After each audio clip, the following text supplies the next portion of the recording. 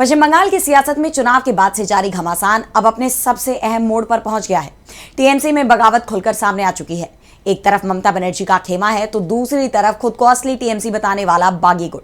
मामला अब सिर्फ आरोप प्रत्यारोप तक सीमित नहीं रहा, बल्कि पार्टी के नाम, चुनाव चिन्ह, फंड और पार्टी कार्यालय तक पहुंच गया है। बागियों ने टीएमसी के ऑफिस पर भी कब्जा कर लिया है। देखिए ये रिपोर्ट।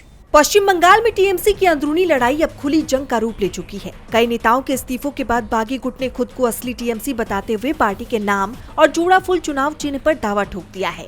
इसी विवाद को देखते हुए चुनाव आयोग ने ममता बनर्जी और ऋतपत बनर्जी गुट के संगठन, अधिकृत प्रतिनिधित्व और पार्टी संरचना को लेकर जवाब मांगा है। इसी बीच विवाद तब और बढ़ गया जब ऋतपत बनर्जी के नेतृत्व वाले गुट ने कोलकाता स्थित टीएमसी के राज्य कार्यालय पर कब्जे का दावा कर दिया। बागी गुट का कहना है कि कार्यालय की नई लीज उनकी वर्किंग कमेटी के नाम है। इतना ही नहीं, कार्यालय के साइन बोर्ड भी बदल दिए गए हैं और नए अध्यक्ष के नाम के बैनर लगा दिए गए हैं। दूसरी ओर ममता बनर्जी समर्थक नेताओं ने इसे जबरन कब्जा बताते हुए कड़ा विरोध किया। तनाव को देखते हुए कार्यालय के बाहर सीआरपीएफ और कोलकाता पुलिस की तैनाती बढ़ा दी गई।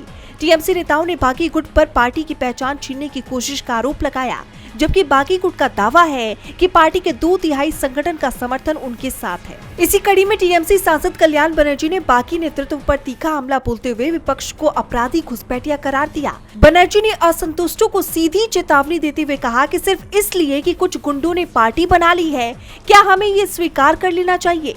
खेल की शुरुआत तुमने की है, लेकिन इसे खत्म हम करेंगे। ये लड़ाई हम 2 जगह लड़ेंगे, कानून की अदालत में और जनता की अदालत में। इसी बीच कोलकाता पुलिस ने कहा कि नियमित राजनीतिक गतिविधियों की अनुमति देने से पहले वो बिल्डिंग के स्वामित्व और लीज दस्तावेजों की जांच करेगी। अब इस पूरे विवाद की सबसे बड़ी लड़ाई दिल्ली में चुनाव आयोग के सामने लड़ी जाएगी, क्योंकि आयोग ने दोनों गुटों को 6 जुलाई शाम 5:30 बजे तक पार्टी के नाम, चुनाव चिन्ह और फंड पर अपने अपने दावे पेश करने का निर्देश दिया है। अब सबकी नजरें चुनाव आयोग के फैसले पर टिकी हैं। डीबी लाइव पश्चिम बंगाल की रिपोर्ट।